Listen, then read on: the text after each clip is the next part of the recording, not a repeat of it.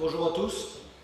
Je vais essayer de m'inscrire dès que le monsieur sera parti dans son vision. Desmagne. Tu peux prendre mon micro. Quoi?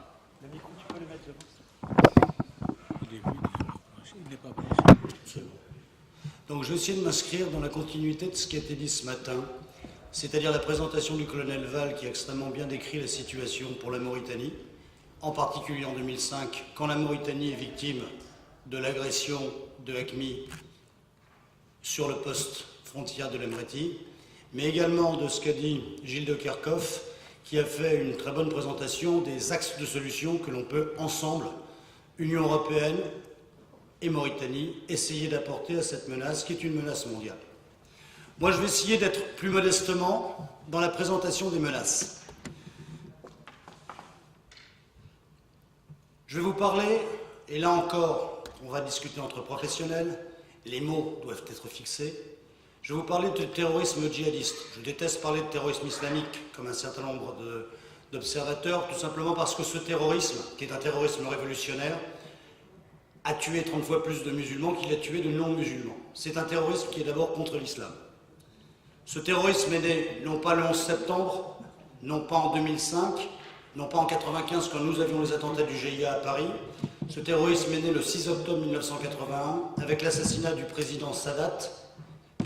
Et déjà, cet assassinat avait posé les limites de l'action djihadiste, comme il se nomme eux-mêmes, parce qu'il avait réussi à tuer le président Sadat, celui qu'il nommait le pharaon, mais en même temps, il n'avait pas réussi à prendre le pouvoir. Rappelez-vous qu'à l'époque, ils avaient institué une république islamiste à Aswan. Les parachutistes égyptiens ont mis 3 jours à reprendre la ville et l'ont tenue. Nous sommes environ 12 ans après le 11 septembre. Depuis le 11 septembre, ce terrorisme dit djihadiste a raté son pari en montrant son incapacité à provoquer ce qu'il voulait être un choc des civilisations entre une vision réinventée de l'islam et le reste du monde. Je crois que ce qui est important de comprendre, c'est que la première cible du terrorisme dit djihadiste, c'était les pays musulmans qu'il désignait comme l'ennemi proche, ces régimes taroutes qu'il fallait renverser par la violence, avant de choisir de combattre en priorité les pays occidentaux et leurs alliés, présentés comme ceux qui apportaient le soutien stratégique aux pays musulmans pour empêcher le djihad de revenir à ses fins. Là encore, je m'inscrirai dans ce qu'a dit le colonel Val ce matin. Il y a un problème de concept. Le mot terrorisme en lui-même ne veut pas dire grand-chose si on ne sait pas de quoi on parle. Le mot terrorisme, vous en avez 150 définitions connues aujourd'hui. L'ONU est incapable de s'entendre pour donner une définition complète pour une raison simple. Vous avez des pays qui pensent à la référence du combattant de la liberté, vous avez d'autres pays qui refusent le terrorisme d'État. Et dans cette catégorie, je mets l'Iran, je mets Israël. Mais on peut donner la définition française du code pénal. Le terrorisme est tout acte, individuel ou collectif, en relation avec une entreprise terroriste qui vise à troubler gravement l'ordre public par l'intimidation ou la terreur. La définition est bonne, mais elle plaît d'abord aux juristes. Car comment comprendre charnellement le terrorisme? Je crois qu'il faut revenir à une notion qui est très simple, qui est celle du rapport de force. Si vous avez un État qui veut combattre un autre État, ça s'appelle la guerre. Clausewitz lui-même disait « la guerre n'est que la continuation de la politique par d'autres moyens ». Et quand vous avez un groupe qui veut frapper un État, la problématique à ce moment-là est différente. Si le groupe, on a 2 cas de figure, si le groupe a le soutien d'une partie de la population, le contrôle d'une partie du territoire, ce groupe peut faire de la guérilla. Faire de la guérilla, ça veut dire, comme disait Sun Tzu, frapper la faiblesse, éviter la force, du harcèlement pour empêcher l'adversaire de s'organiser. Et la guérilla, c'est en fait créer un contre-État. La guérilla, c'est tenir des zones libérées, faire de son armée de guérilleros une armée moderne, c'est lever l'impôt, c'est faire du service public. Les talibans le font extrêmement bien au pays Pashtun, aujourd'hui en Afghanistan, parce que la coalition n'a pas rempli ses engagements vis-à-vis du peuple afghan.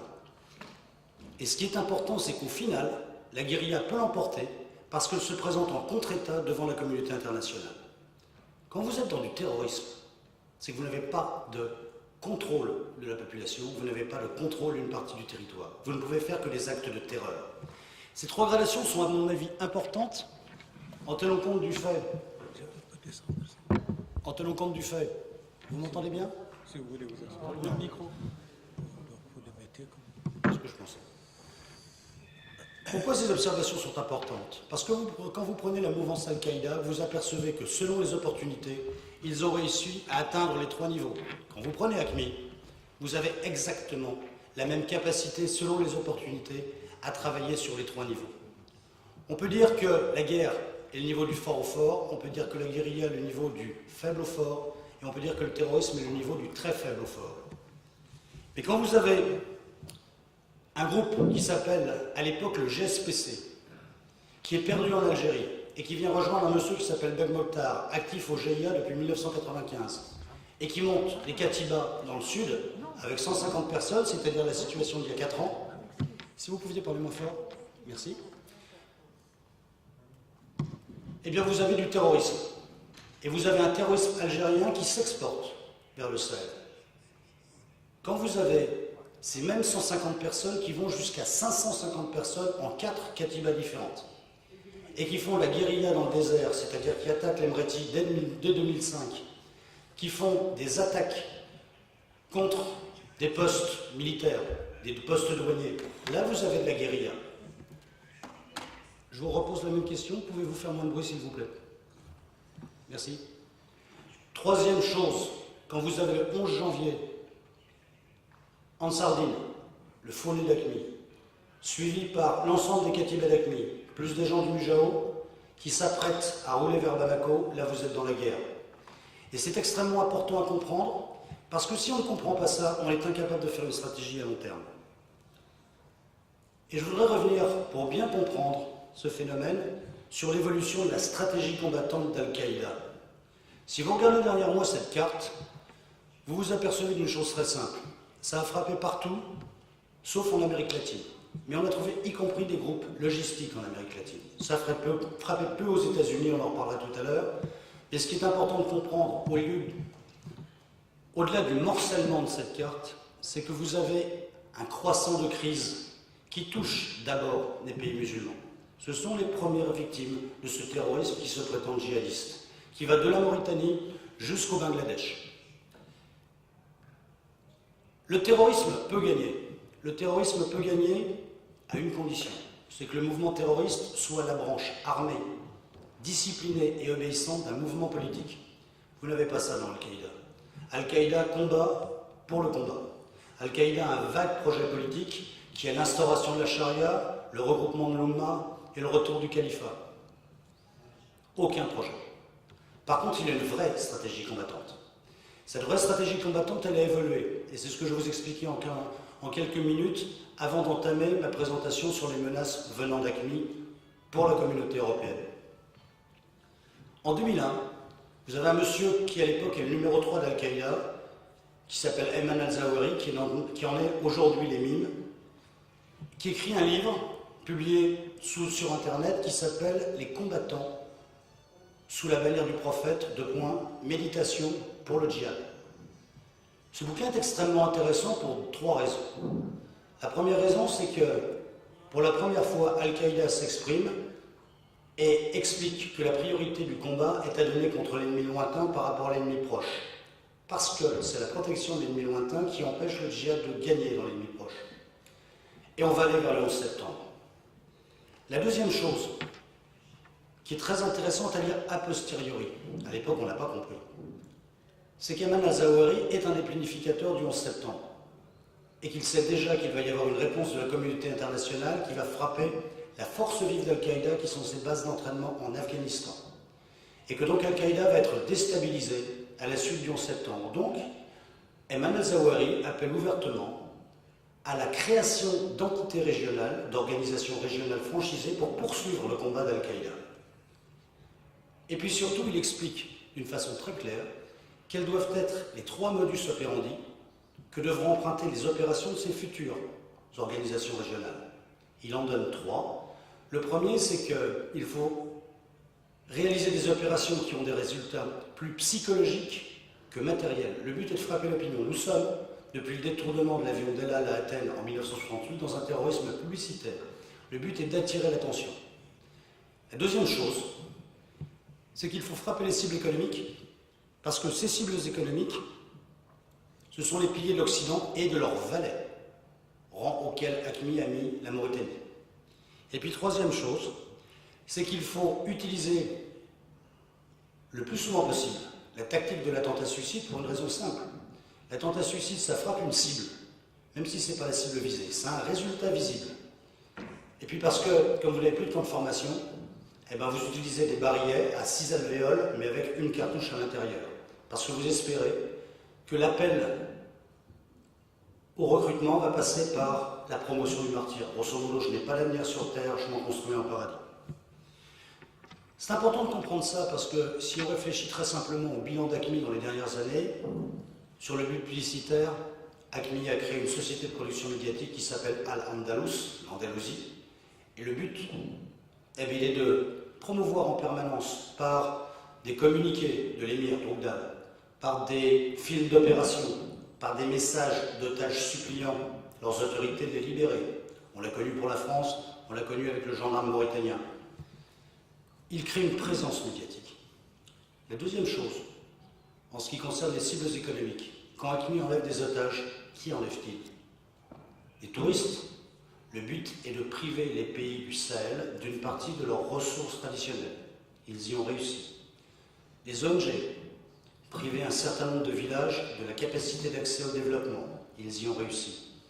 Et quand vous attaquez Areva au Niger, peut-être vous attaquez le cœur stratégique, le poumon stratégique de l'économie nigérienne, et vous frappez aussi, du même coup, l'économie de l'État français, puisque 95% de l'uranium que l'on utilise pour nos centrales nucléaires viennent d'Areva.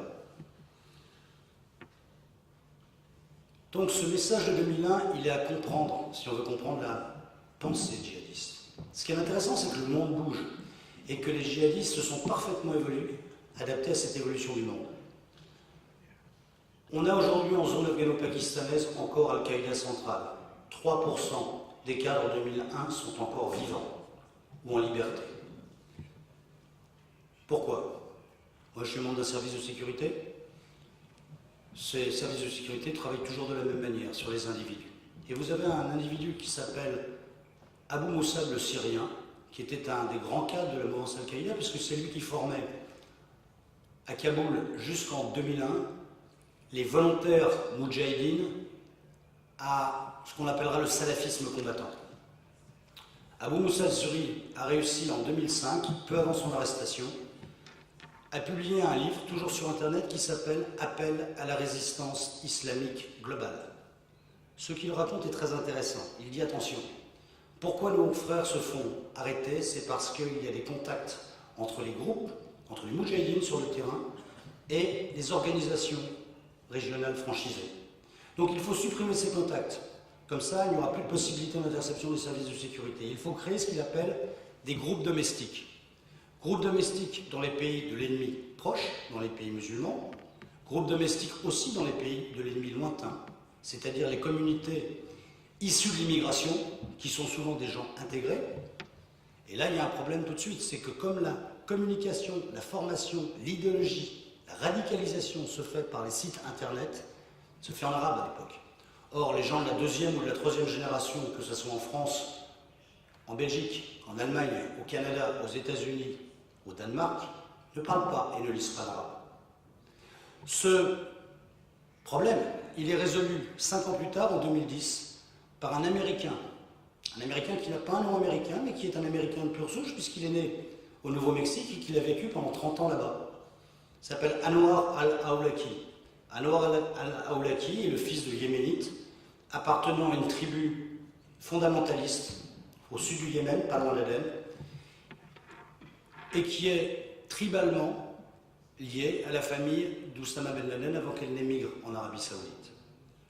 Anwar al-Awlaki, à la fin de sa trentaine, va en Afghanistan, est formé dans les camps d'Afghanistan, revient et est chargé par Oussama Ben Laden lui-même d'accueillir une partie des 19 pilotes qui viendront commettre les attentats du 11 septembre. Il s'enfuit juste après les attentats parce qu'il sait que l'enquête du FBI va le récupérer. Il va se consacrer au Yémen à la mise en place d'un appareil de propagande. Il va réussir à convaincre. Vous vous rappelez de ce psychiatre d'origine palestinienne, Hassan Nazad, qui avait, dans l'armée américaine, il était major, refusé de combattre en Afghanistan, refusé de combattre en Irak, avait bien sûr été mal noté par ses chefs, en avait conçu du ressentiment, et un beau matin de novembre 2009, était sorti avec 2 Colt 45 à la main de son bureau et avait abattu froidement 14 de ses camarades. Le seul acte terroriste réussi aux États-Unis par la mouvance Al-Qaïda depuis le 11 septembre. Bien son mentor, c'était Anwar al-Awlaki. Anwar al-Awlaki, paix à son âme, puisqu'il a été descendu par un drone il y a quelques mois, au Yémen, Anwar al-Awlaki a réussi un grand pari. Il a créé d'abord une revue qui s'appelle Inspire, qui est de très belle facture, qui est en anglais, destinée donc aux gens de la diaspora de la seconde génération, et qui est divisée en 2 parties. Une première partie théologique, consacrée aux combattants du martyr, et une deuxième partie, beaucoup plus technique. Alors, c'est pas mal, quand on le lit, c'est pas mal. Vous avez une partie, disons, destinée au combat clandestin, on trouve plein de choses. Comment reconnaître une source à l'intérieur de son groupe, comment dévier sur un interrogatoire de police, comment s'habiller discrètement tout en étant un musulman radical, comment converser discrètement en utilisant par exemple dans le même groupe la même adresse brouillon de la même adresse email ou en utilisant des techniques de cryptographie. C'est assez bien pensé. Et puis vous avez à côté la formation dite combattante, on est à la base, comment démonter, remonter une Kalachnikov, comment tirer avec une Kalachnikov, comment fabriquer un explosif de fortune avec de l'engrais. Puis vous avez des trucs un petit peu plus, comment dirais-je, difficiles à mon sens à réaliser. Vous avez même un article qui s'appelle « Comment fabriquer une bombe dans la cuisine de sa mère ». Moi je pense que fabriquer une bombe dans la cuisine de sa mère, c'est le meilleur moyen de se faire attraper par sa mère quand elle revient qu'elle trouve du désordre, et peut-être même de faire exploser la cuisine de maman. En tout cas, ça n'a jamais marché jusqu'à aujourd'hui. Mais en tout cas, ce qui est sûr, c'est que ça inspire des gens. Vous avez, et je crois que le colonel Val l'a bien posé, vous savez, dans la jeunesse, un problème d'identité. Moi, pour avoir, je dirais, dans les 15 dernières années, beaucoup travaillé sur le niveau international, je remarque que l'essentiel de ceux qui se présentent des djihadistes, sont en fait des gens qui sont convertis de fraîche souche, sont des délinquants et se veulent des plus que musulmans. Dans, je dirais, le monde musulman, on a souvent des jeunes qui viennent d'un monde qui est celui de l'islam fondamentaliste et qui ne sont pas formés au monde moderne, à l'introduction dans le monde moderne, parce qu'ils n'apprennent pas la culture nécessaire au monde moderne. Donc on est sur des exclus, volontaires ou involontaires. Ce qui est sûr, c'est que si vous regardez la carte suivante pour comprendre ce qu'est Al-Qaïda, vous avez 3 cercles. Vous prenez la figure de gauche, vous avez 3 cercles. Le cercle central, le cercle vert, c'est toujours la zone AFPAC, Afghanistan-Pakistan, qui reste le lieu de la mouvance Al-Qaïda centrale, qui a réussi chez les talibans, qu'ils soient afghans ou pakistanais, dans l'ethnie Pashtun, à trouver des alliés et à les convaincre de travailler à l'international. Mumbai, l'attentat de Mumbai, 168 morts, 10 attentats combinés. Ce sont des gens d'un mouvement qui était destiné au départ à l'indépendance du Cachemire, sous contrôle pakistanais. Et quand vous avez le Terek et Taliban et Pakistan, le mouvement pakistanais de talibans qui a aidé les Afghans pendant des années, vous êtes sur un mouvement qui réussit à récupérer un Pakistanais qui oublie qu'il est Pakistanais parce que ça fait 30 ans qu'il est américain et qu'il réussit dans le rêve américain. Le jour où son rêve américain s'écroule, c'est-à-dire qu'on lui pique son crédit parce qu'il a perdu son emploi, il revient au Pakistan, son désespoir est manipulé par les gens du TTP et il prépare l'attentat de Times Square, la bagnole qui n'a pas explosé, mais qui aurait pu faire un carnage. Le deuxième cercle, ce sont ces organisations franchisées. Vous en avez 4 aujourd'hui qui sont dans le djihad global, c'est-à-dire qui prétendent combattre au nom d'Al-Qaïda centrale. La même idéologie. Vous avez au Yémen, Al-Qaïda dans la péninsule arabique. Vous avez en Irak, l'ancien Al-Qaïda au Pays de Rivière, fondé par Abu